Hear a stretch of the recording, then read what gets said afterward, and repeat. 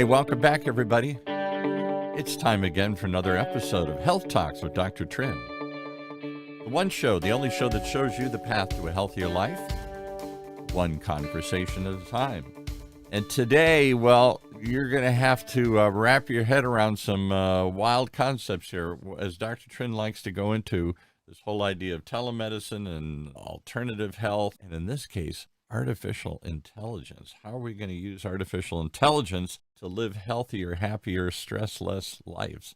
Is that the topic today we're talking about? Right. Yeah. Thank you, Paul. And welcome, Mr. Harry Glorikian from Massachusetts, right? Close to Boston. Yes. Good to be here. Excited you're here. I know you've written 2 books and you're on the investor side and have done a lot of innovative projects with innovation. So when we saw your name cross our path, we're like really excited to bring you on and just kind of have you chat and have this as an open forum so we can learn more about what you do, who you are, and the books that you've written, especially when it comes to healthcare and artificial intelligence and things of that sort. Excellent. Great to be here. Look forward to it. All right, let's give us an overview of the book that you wrote that took me forever to type into the title here. It's definitely got a lot of bold statements in it. Give us the name of the book that you wrote on this topic, and then that'll kind of frame the discussion here today. What's the book called? So the book is called The Future You, How Artificial Intelligence Can Help You Get Healthier, Stress Less, and Live Longer. How in the world can artificial intelligence, this thing that tracks my habits on social media and predicts the algorithms of financial trades and all these other things that artificial intelligence does, possibly help me in my real world, real life? So in reality, I don't think people realize they're using it every day, and it is actually making their life a whole lot easier. So if you do a Google search, and it gives you what you want, there's a strong taste of artificial intelligence behind that. Right. When you're speaking to Siri or Alexa, there's artificial intelligence in there. It is everywhere, except you don't really know that it's there. And that's the best kind of technology, the kind that helps you and you don't even have to think about it. Right. And so the same thing applies in healthcare, where whether it be my Apple Watch that I'm wearing or my Whoop band, right? The information that it digests, processes, and then says, hey, this is sort of what's going on, and makes you aware of how you can improve your health. That's a lot of complex calculations going on. It's just putting it to you in a very simplified way so that you can do something actionable. So let me ask you one more question. We'll let Dr. Trinh chime in here. I've often wondered, could artificial intelligence, could this robot help analyze the complex, confusing data that a patient provides, the verbal cues, the physical cues, the charts and everything, and come up with a quicker, better diagnosis? Because we've talked about how under the pressure of the modern medical system, doctors are forced to, they only got a few minutes with you. You got to get in and get out. Medicare only pays for so much. Their practices designed to get people through quickly and whatnot. And they're trying to make a lot of complex conclusions rather quickly. And I wonder if that wouldn't be assisted by artificial intelligence, if it couldn't get down to the root of the cause quicker, and then they could make some more intelligent choices. Is that ever in the cards? The short answer is yes. Okay. It just depends on how it gets implemented, but some of that is already happening now. If you go to, like, Stanford has their own algorithm which will look at all the medical record information, right, and it can actually predict with a very high accuracy if you could die within the next year. Wow. And then they will approach you and have that sort of, do you have your life together? We're seeing this as a potential, right? Right. And the more data the system gets, the more accurate it gets over time. There are systems that do remote patient monitoring. So if you're a primary care doctor and your patients have these kits and they're taking their measurements, instead of seeing them that one time, you've got a longitudinal view of data over time. And so you can manage that patient better. And actually, you can manage more patients because there's more automation put into play. So those are just 2 examples, but there's a lot more. What do you think, Dr. Trinh? We've talked about this too. It's not just as the technology available, would doctors use it? Would they listen to a robot's assessment? Would they listen to an algorithm and use that as a tool and not as a threat? Well, I know better than that does, and I've got 20 years experience. I think most of us already go on Google and put in our symptoms to look for that diagnosis. And what's interesting is, can artificial intelligence be that initial triage person before it gets to the doctor? Kind of like an AI nurse that triages, why you're here, what are your symptoms, and kind of help narrow that diagnosis gap, right? To assist. Yeah, there are systems that where when you get to the office, you answer a number of questions and it goes through the same algorithm that's you learned in med school, right? When it's not bad, and sort of go through it to narrow it down to something. But where I see these systems being used, because I try to read as many of the papers as I can, as you say, well, the doctor is this level of accuracy and the AI system is this level. But when you put them together, the accuracy automatically goes up. Mm-hmm. Right. So it's the two together that get to that next level. And that's where I see the symbiotic relationship between the physician and, let's face it, we keep calling it AI, but it's just a tool. Right. Just a tool. Right? And that tool is giving you a piece of information. And then you have to make that judgment call on top of what the tool is telling you. And if you think about it, right, like if you think about a diagnostic test or an X-ray image, that's a tool that's giving you, this is just taking a lot more data, crunching it and giving you more of an analysis out of it. So should doctors view it as such? You gave some perfect examples. We now have, in the last century, X-ray machines. We have other sorts of technology that gives us greater insight into what's happening inside the patient. And there's a lot of data that all these medical devices are collecting now and medical procedures. This is a way to crunch that data quickly and come up with some possible alternatives. But I would think that, and maybe I've been reading too many science fiction novels, that doctors would be afraid of this, that they would think, I'm going to be replaced by this. They don't need the doctor. The robot, the artificial intelligence can play chess faster than I can. So why do I need to have a real player there? I mean, fortunately, healthcare is different than just choosing one move in chess. Right. The chessboard won't argue back, right? The patient, you've got to interact with another human being. So you really do need that human interaction. But this may sound a little controversial, like at this moment in time, although based on everything that's going on, I don't believe so. I think that physicians that are not adopting this or healthcare systems that are not implementing this are really on the border of not practicing the highest quality of medicine that they could. Yeah. If that AI system identifies a tumor or a fracture or, a bleed in the head, and that makes a difference in how quickly or how accurately that patient gets treated, and you're not using it, that's a problem. Yeah. I mean, I don't want to get legal about it, but it seems like you're not giving the best diagnosis. You're making life and death determinations in some cases with not all the data or the best data or analyzing the data correctly. And again, because how can you, in this world of medicine where it's become, I hate to say it, more like an assembly line, but I've said that before, you got to get people in and out quickly. We're trying to reduce costs. We're trying to contain costs and everything here. In the process, we're giving the doctor less and less time to ask questions, to think, to investigate other possibilities.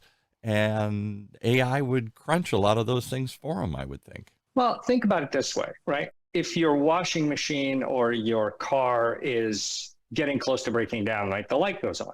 Right. Mm-hmm. Right? There's a system in there monitoring that all the time. When you have somebody in the intensive care unit, there are pieces of software that can sit there and all the beeps and all the boops and everything that's going on and basically say, hey, bed 7, you guys should take a look at them because in the next 48 to 72 hours, the data is showing that they could crash. Right. So you may want to intervene now. How many, like a human being, cannot monitor the beeps and the boops like on a momentary basis to see what's going on? It's just not, that's not how we're designed as beings, right? But the machine can sit there and be your assistant to say, hey, doctor, you may want to take a look at this, right? It costs a threshold. I think it's a big help for what we can do today versus what we did. 5 years ago, if I give you a simple example, 5 years ago, if you just wanted to take your blood pressure, you probably had to go to a hospital or a clinic or something. I have this portable blood pressure guy, push a button, it takes the measurement. I don't even have to think about it. Boom, it shows up on my iPhone and it shows me how the trend is going over time. Mm-hmm. Technology is sort of making what was really complex a whole lot easier.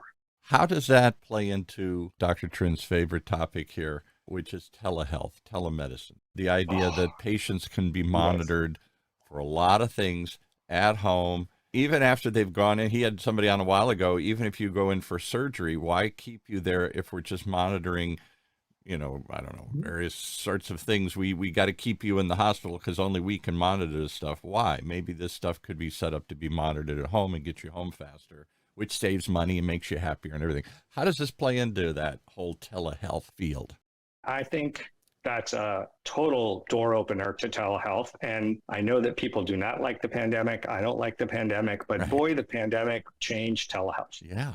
Right. Before the pandemic, it was, I don't need this. During the pandemic, it's like, where's my telehealth system? Yeah, How quickly can I get that stood up? And so, I've been talking to remote patient monitoring companies, and we're seeing tremendous uptake in primary care offices so here's the issue, right? You give somebody a blood pressure thing, they take the measurement. How do you get that back into your system? Exactly. And whoever sees it, the doctor's busy, and who in the chain is responsible? Does it send an alert? And who does it send it to? And then what happens afterwards and all that? Yeah. Right. And so when you have these turnkey systems, right, the system goes through all your patients. It looks at them and says, okay, the cardiac condition, it looks at the codes and it says, here's the box of items that should go to that patient. And they get it. And then all they need to do is plug in a hub that doesn't even work on Wi-Fi. It works off cellular. So it doesn't you don't have to worry about your Wi-Fi going down. And every time you take a measurement, it just uploads into the doctor's system. And every morning, whoever's out of line shows up. Mm-hmm. And then the system can send a message to the nurse saying, hey, call, Mr. and Mrs. Smith, right? Or if it's really serious, okay, the doctor should respond to this. But all of a sudden, you can manage a lot of patients. And oh, by the way, your ability to bill for this, you've got all the records. Right? So it's a revenue generator as well as you provide better service to the patients. Has that been part of the objection? Is it all just, as my late father would say, it all comes down to money? Money's the answer. Now, what's the question? Is it just the cost of money of either implementing this or in reverse? Gee, if they don't come in, I don't get billed. I can't bill them. Well, I mean, these are, jobs and, these people are entrepreneurs and they have to run their businesses, right? You can't, you go to the tire shop, he doesn't do it for you for free, right? Everything costs something. And so there is a cost to it. And so if somebody can figure out a way to, if I'm CEO of a company and somebody asks me to invest in something, I want to see the ROI, right? Otherwise, why am I going to implement that in my business? Right. It's just, this is now at a point where I think the ROI for both groups, not us, the entrepreneur, but the patient that's being served, really goes way high on both sides. What do you think? Both benefit, which is a unique situation. What do you think, Dr. Trinh? Is it all about money? I've been thinking that doctors are just resistant to change and resistant to do something where they don't see the patient, because that's how they do it and that's what they feel comfortable with. And it's a cultural thing. It depends on if you're a doc who is within 10 years of retirement or if you just get out of school. Isn't that the truth? The younger docs love technology. They're ready for technology and they grew up with technology. Some of the older docs, they like to see and touch and have you in person to discuss that. But certainly, technologies like remote patient monitoring has been shown to be able to decrease patients' risk for being hospitalized or heading to the ER. When I tell my patient to, check your blood pressure at home and see me back in 3 months, they see me back in 3 months and they bring this big package of blood pressure readings over the last 3 months. And I look at it and I say, I should have addressed this 2 months ago when it was super high and you never told me about it. And that could have been an ER visit, that I could have prevented. So this is where remote patient monitoring and artificial intelligence may play a huge role, because you get to know what's going on in your patient's life real time, rather than looking back 3 months later at their blood pressure reading, their blood sugar readings, whatever you're monitoring, right? And this is an opportunity to be proactive. when you see conditions that pop up, that you're using artificial intelligence or you're using these tools to get that red light, right, pop up. This is a emergency that needs to be addressed now, rather than finding out that your patient's in the emergency room. So what do you think, Dr. Trinh? Your guest mentioned that maybe COVID was a tipping point. You're in the front lines here. What do you see? Was COVID a tipping point for remote monitoring? Absolutely. Absolutely. When everything closed down, and including doctors' offices, and nobody wants to walk into an office or a hospital, the only way we could deliver care was telemedicine. And then we realized, wow, this is kind of convenient. And maybe quicker.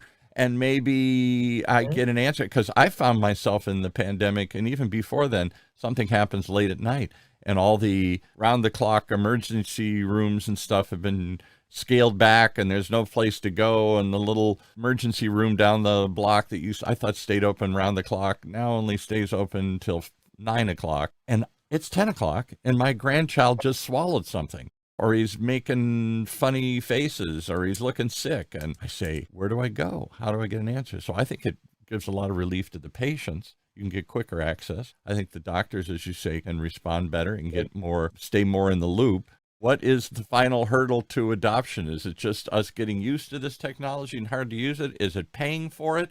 Is it finding ways to bill people when I read the reports and bill Medicare? What do you think? I'll go back to our guest here. What do you think the final barriers are to adoption? Well, I think it's got to be an easy to use system. That's first of all, right? It's got to be easy to implement. It's got to be turnkey, right? You cannot ask the physician or their office to be the IT help desk. Okay. So that needs to just magically happen. And that's happening. Right. You need to be able to get the right equipment to the right patients, right?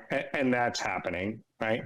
And then you need to be able to bill for it, because again, this is part of the services that are being provided. That's the way medicine's set up: pay for service, pay for fee. Yes. And so if they're going to put effort into this and treat it seriously, then doctors should be and will expect to be compensated for the time they put into this, right? Correct. Or even value-based care, where what you're being paid for is outcomes, keeping somebody healthy. You do that, and all of a sudden you find out if you're not monitoring them, it's really hard to keep them healthy. Right. And so once you have those pieces in place, it's I've interviewed a couple of these customers of these systems, and they love it. Mm-hmm. It just makes their life so much easier, where they don't have to wonder why their blood pressure went off the scale, at that moment, they can intervene. Right. I mean, if you think about it, this little unit I'm holding up, which is the size of a credit card, I put my 2 fingers on each side, and it's from a company called AliveCore.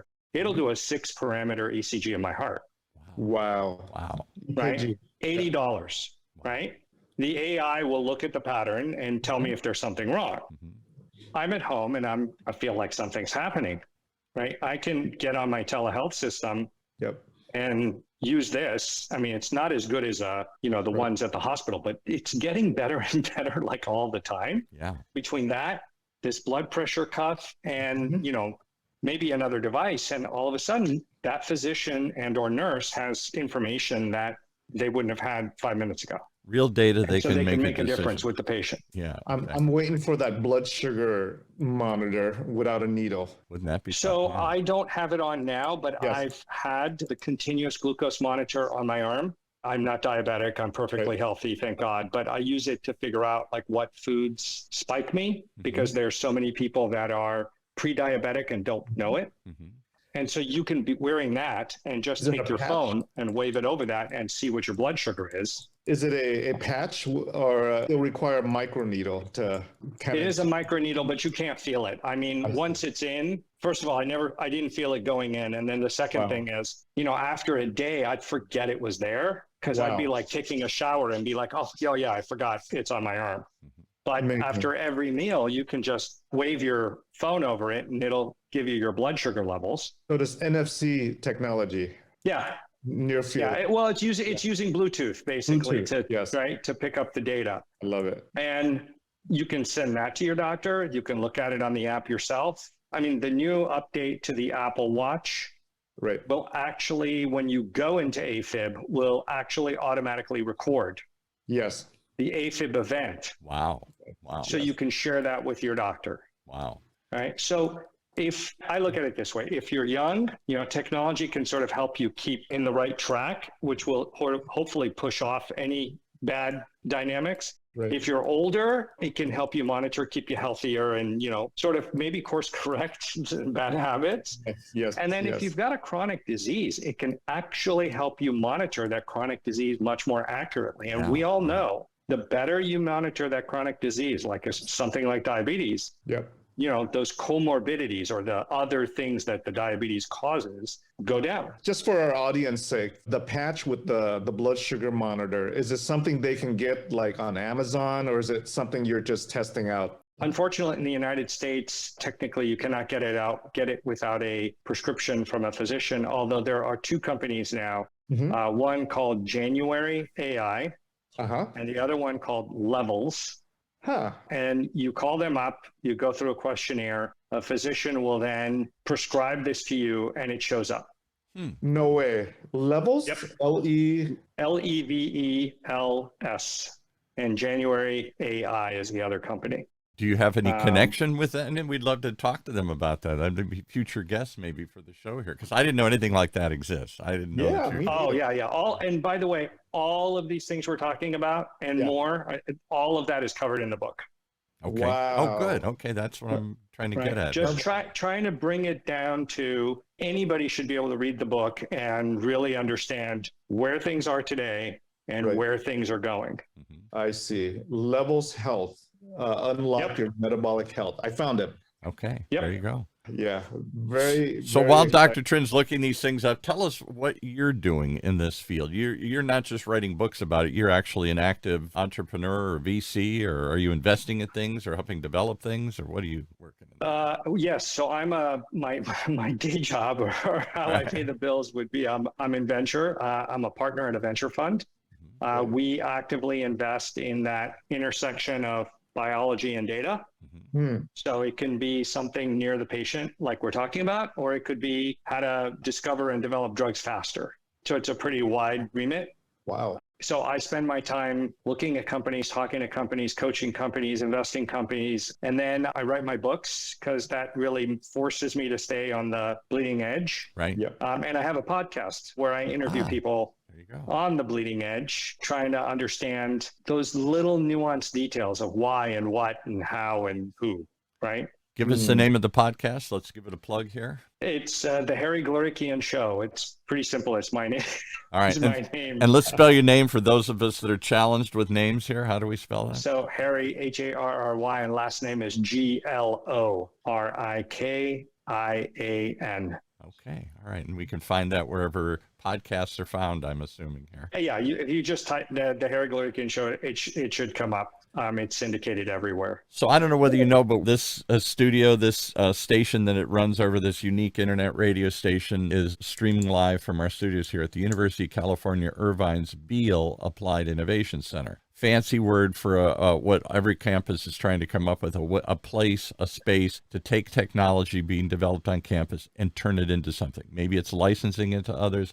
Maybe it's actually build companies. So the building here is filled with people like you, VCs, incubators, accelerators, coaches, mentors, and stuff, all as technology. Some of it's student-driven, but most of it faculty-driven. As they're developing new ideas, and UCI is known for medical devices. That's kind of what their specialty is, medicines and medical devices. They have a wet lab here on the top floor where they're trying to develop new drugs. And then on the second floor, they have an incubator and accelerator program where they're trying to take technology, as well as a licensing program, try and take stuff and bring it to the business world and bring it to life, turn it into something. So we'd love to, if you're interested, I'd love to introduce you to the director of the program here, because this place is filled with the kind of stuff you're looking for. And I know you're on the East Coast and we're on the West Coast, and the two don't often meet, but this might be an interesting connection for you here, right? I was born and raised in San Francisco. Half my life was out there and half my life is here. So I'm a child of both coasts. Okay. So I'd love it. I'll give you guys some examples that people can really like. Right. I mean, I know the continuous glucose monitor and the blood pressure should be something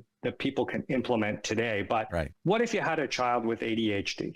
Yeah. Okay. What's typical, right? Somebody gets prescribed medication, Adderall, Ritalin, something like that. Right. What if I could prescribe them a video game? What? And they could play a video game Right. And by playing that video game, it would strengthen that part of the brain that cannot stay focused. And by the way, it's FDA cleared. It's gone through a clinical trial. It is reimbursed, and it is doctor prescribed. You can't just get it. Wow. Amazing. Game changer. Yeah, because I know people with children with ADHD and the difficulties they suffer in school and the people getting called in for parent-teacher conferences. Your kid won't pay attention. He won't sit still. They're disruptive. Maybe they're even depressed because they're not fitting in or following along or all this other stuff here. And yeah, the object has been to drug them up. And everybody's saying there's got to be some other answer than keeping them drugged all the time here. Absolutely. Yep. What have you seen in the world of dementia and Alzheimer's? Yeah, that's Dr. Trin's specialty. Right. We do clinical research, phase 2, phase 3 for dementia, Alzheimer's care. And so lots of technologies popping up for cognitive screening, technology where you have medical devices like the CogniView device or medically cleared, or you have straight out of the internet, you can go on there and do a cognitive screen. I've seen those technology, those are all billable. But is there anything on the treatment side using AI? That's a huge challenge. Obviously, we're still looking for that magic drug, right, to remove the amyloid plaque and all that. But can we use AI, can we use technology to help slow down the decline of memory loss or to help improve somebody's, brain function overall? Could there be a video game for that? Could there be a little memory test to strengthen your brain or something here and fight this decline? Well, if you remind me, I'm going to send you a paper when we get off. There was a huge paper that came out where the fundamental amyloid plaque paper that got written, the data was fabricated. What? What? Oh my God. This is not the Cassava study, right? No. This just came out. I think it was published in Nature or Science. It was a big deal that everybody assumed the data was right, and then everything they did after that was based on that data. So millions of dollars went down the wrong road. Right. Basically. But that said, I mean, what we're doing is we're getting better by screening, using AI to look at the images, et cetera, subclassifying patients better. That's one. And let's stop you right there. Stop you right there for 1 second, because Dr. Trinh has talked about this at length as he's done shows on. He's on the board of Alzheimer's OC here, and he's had people in, and they've talked about this at length. How difficult it is to categorize them correctly, because there isn't a blood test that says you have Alzheimer's. Not yet. It's a guessing game, and you rule out this, you rule out this, you rule out this, and finally you do it. And in the meantime, you're not treating the patient. The patient's not getting the right care. It might be this, it might be this, it might be a yeast infection that's making you seem like dementia or something here, all sorts of things. So, Yes, but I believe, and I could be wrong, there is one FDA now cleared blood test from Roche. Wow. Literally, I think it happened in the last month. Oh, wow. Okay. I haven't talked about that. It just got approved. I have not read, I think it's the first amyloid test for Alzheimer's disease that got FDA approved. Yeah, but I cannot remember. Yeah, I saw that. I think it was Fast Track or something like that. I saw that headline. Because that's been one of the fundamental problems with that disease and getting the proper diagnosis is you're guessing. So, you're ruling out everything else until you can come up with. Go. Yeah. Roche Alzheimer's blood test earns a FDA breakthrough. And I think there was another one from Fujiri Bio, but that is a spinal fluid test, whereas Roche's is a blood test. But I think they're looking at different things. Absolutely. So those are two examples. But let me give you another one that isn't Alzheimer's, but Parkinson's. Right. Yeah. So I just interviewed them for my podcast, and it's a company called Rune Labs, a bunch of software guys, where they have come up with a piece of software that functions through the Apple Watch, because Apple Watch has an API into their movement function, and they are able to tell you how well a treatment might be working with that patient, because they can detect all the micro movements. Now, they also have a deal with Medtronic, and so which is next door to this building. Medtronic's West Coast headquarters is right out here. Yeah, and so if they put in a deep brain stimulus device, right, to help you. So imagine all that is picking up all your brain activity. Yeah. So you've got all the brain activity that's going into the system, and you've got all the information coming off the Apple Watch. As to movement, whether you're still shaking and stuff here. Yeah. We've had a number of patients with the deep brain stimulus, and sometimes they overshoot and they freeze. And other times, So having this data and then being able to adjust your treatment based on that is amazing. But you can actually measure the movement. The tremors. Yes. And so now you've got a triangulation capability. Yep. And I love talking to that company because you can see like how immediate that becomes. And then all that data allows you to say, well, wait a minute, this type of patient is different than that type of patient. Right. So maybe there's two types of Parkinson's going on here, and we can start creating subclassifications, just like we did with breast cancer. I never knew that anybody was looking to subcategorize. My late mother had Parkinson's bad, and so I'm very familiar with the effects of that disease, including dementia that came out of it that we didn't know back then or weren't prepared for. And the side effects, the crippling side effects that come out of that. And everybody just shrugged and said, there's nothing we can do. There's nothing. Yeah. So in my experience, like every single time we label something with one big giant label, it's not one label. There's probably 3, 4, 5, 10 variations on it. I mean, we used to say breast cancer.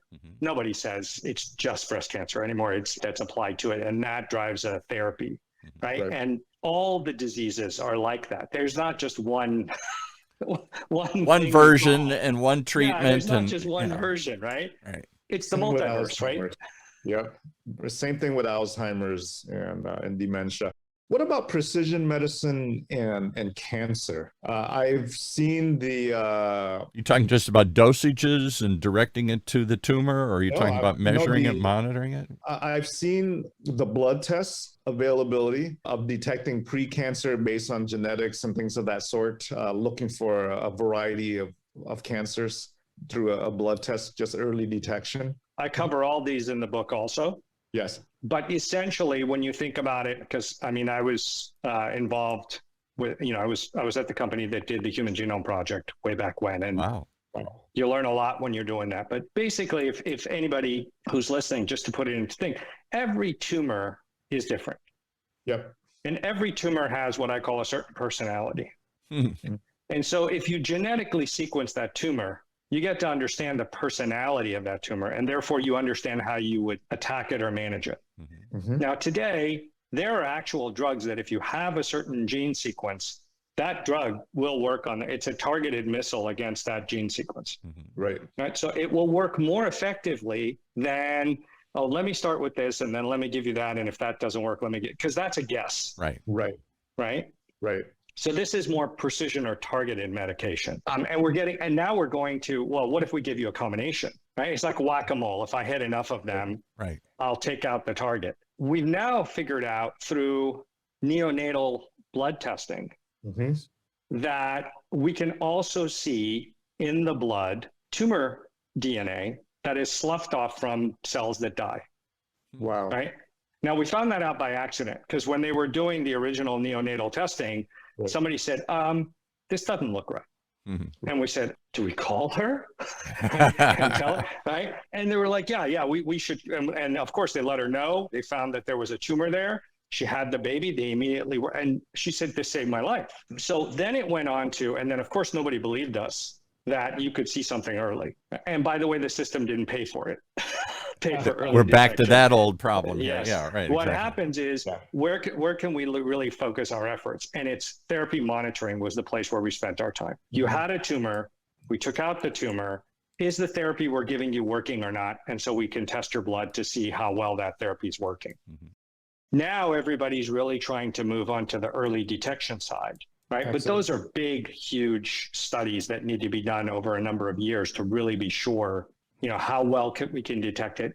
And everybody talks about a pan-cancer assay. I'm not sure if we'll have a pan-cancer assay, but I think we could see enough of them. Liquid biopsy. It's a liquid biopsy where every year you could go in, give a tube of blood, they do the screen and tell you, Paul, you're fine. A liquid biopsy. You'd throw out these terms casually. There's something I've never heard before. I don't have to cut out a piece and take it to a lab and tell you what it is. Is it benign or malignant? I can do a blood test and, as you Yep. said, pan across a variety of possible cancers and screen for stuff. That seems cutting edge. That seems futuristic. That seems It science exists fiction. today. No, it's today. I mean, there's a company in Northern California called Garden Health, publicly traded. They do a lot of the therapy monitoring, and they're trying to move upstream to early detection. There's a company called Grail that Illumina bought. They're, down in San Diego. Yep. And there's a number of companies out there that are, trying to go down this road. Some hospital systems are trying to develop their own internally. But imagine that you can see it before the tumor forms. Yeah. Yes. Wow. What could you do to prevent the formation of the tumor, or to flush it out, or to prepare for it, or whatever? We Right? have tumors forming every day, though. I mean, tumor Yes. cells form every day. It's just that we never know about it because our immune system catches it and Yep. eradicates it. It's when it escapes the immune systems when we're in trouble. Oh, there you go. Right. Okay. Right. The body is an amazing, Yeah. absolutely fascinating machine. I mean, it does a really good job managing itself. It's just when Dr. Trinh said, when something goes out of line, that we need to go and then interfere. Give a plug again for one of your past guests, Dr. Trinh. I know he's a friend of yours. I forgot the name of the company. Is it Neurologic, or who's the guy with all the remote monitoring stuff's been on it? Oh, that's NewsLogic. NewsLogic, Telehealth. yes, right. With Huan Yu, who owns like 3 healthcare companies, but he's deep into remote patient monitoring. And we actually went to Vietnam a few weeks ago, and he was on our team. We did medical missions work in Vietnam, up in the highlands, up in the mountains. And he brought his devices, and we're trying to figure out how can we provide remote health patient monitoring to folks who live in other countries and who don't have access to a doctor, but could maybe be fitted with something simple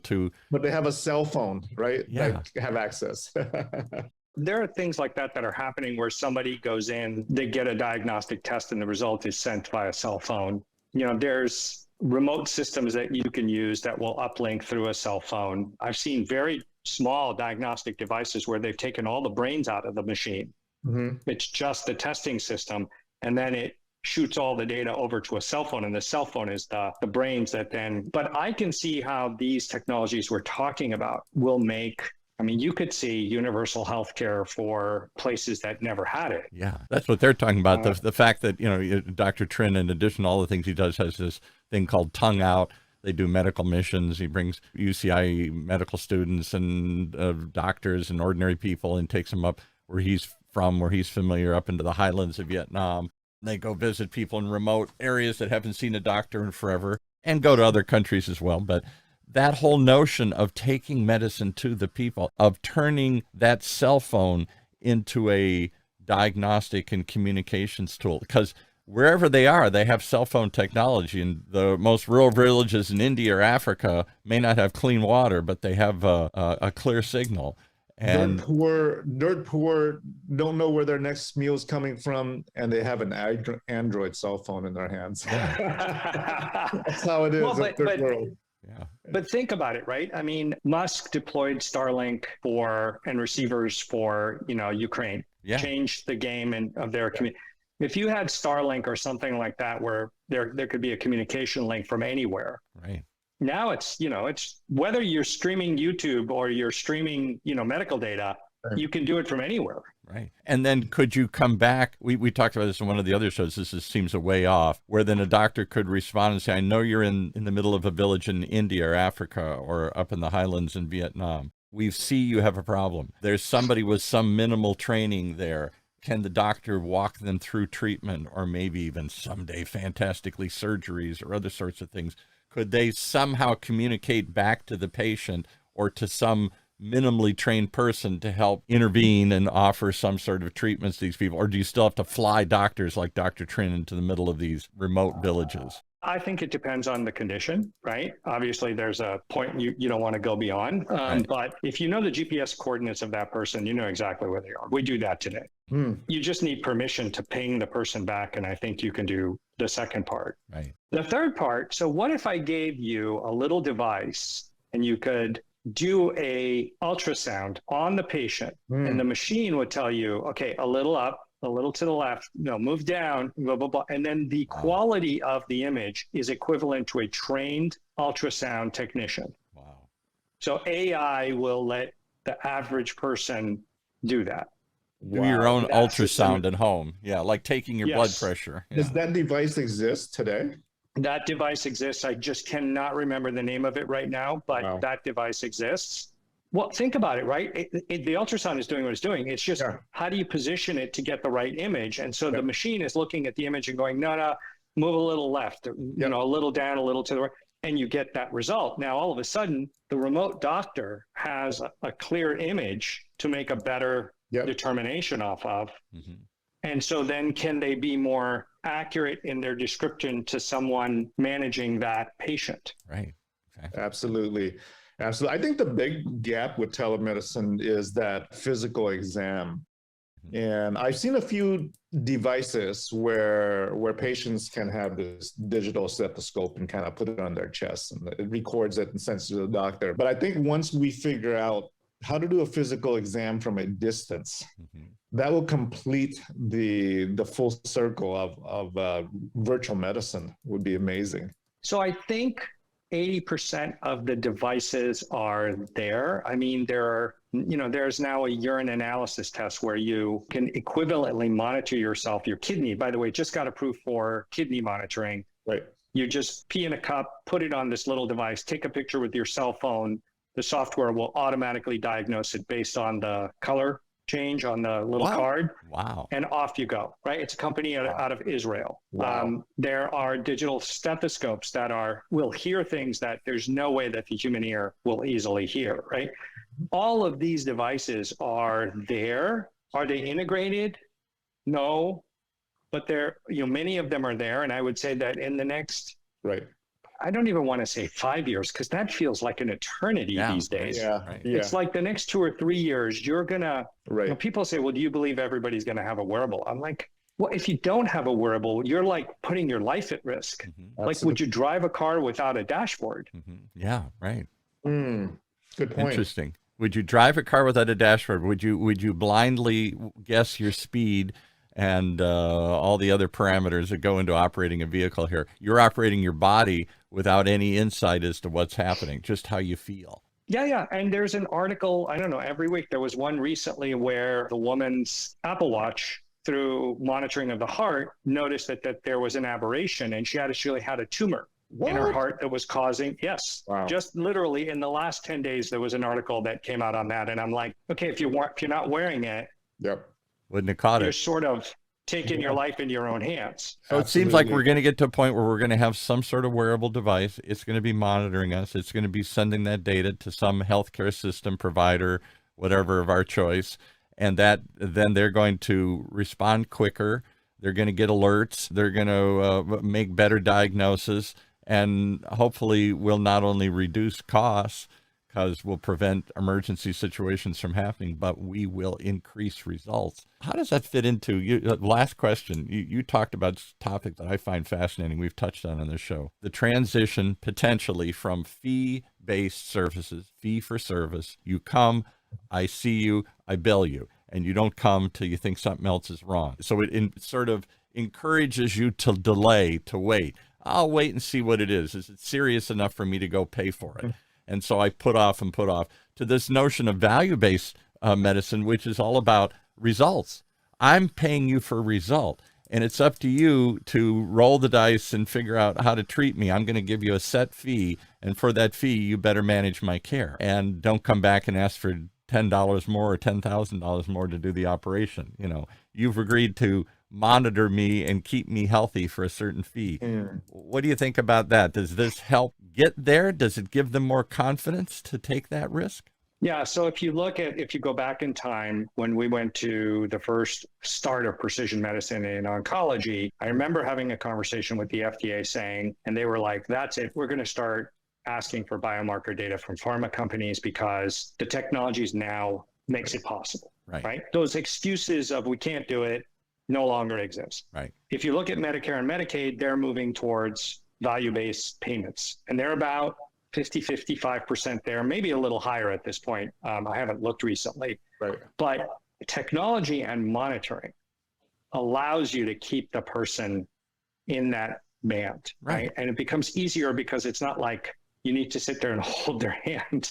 It's technology plays a role in this. Now, of course, there's a bell curve. You know, there's the super, like, I'm going to stay on track no matter what. There's the average person that's, it's going to stay on track 80, 90% of it. And then there's a few people that are going to be like, listen, I'm going to smoke, I'm going to drink, I'm going to do whatever I want. Can't stop me. Those are probably the people where we're going to go to them and say, that's fine. Here's your extra charge, right? Because you're not staying in line and that's your own choice, but do what you will. And that is now opening up, I think, in a big way.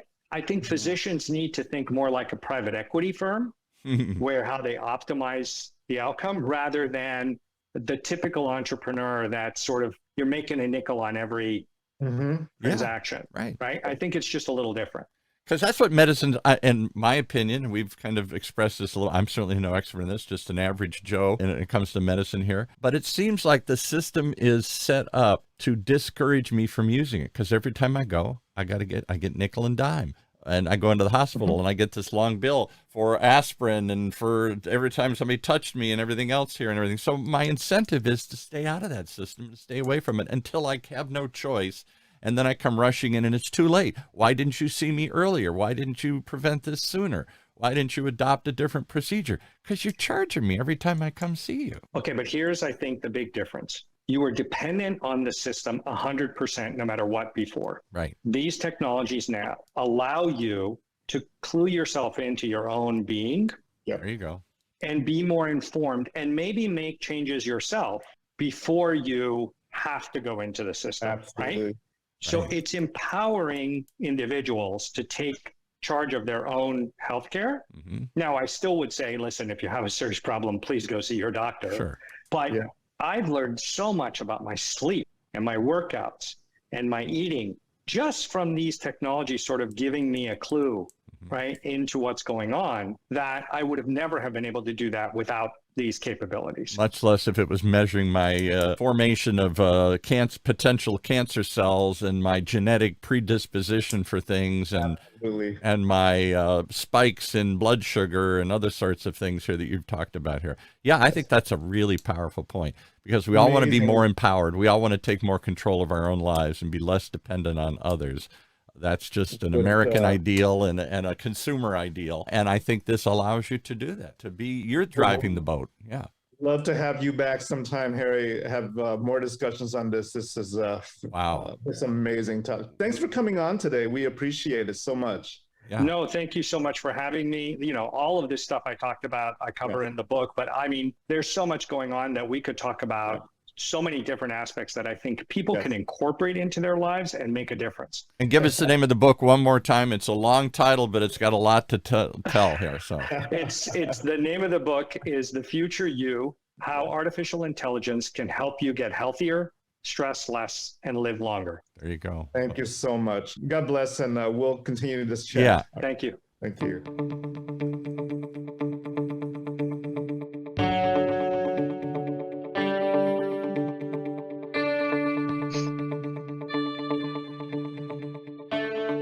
There you have it, another great example of why you got to tune in each and every time to Health Talks, right here in Orange County's only community radio station, octalkradio.net.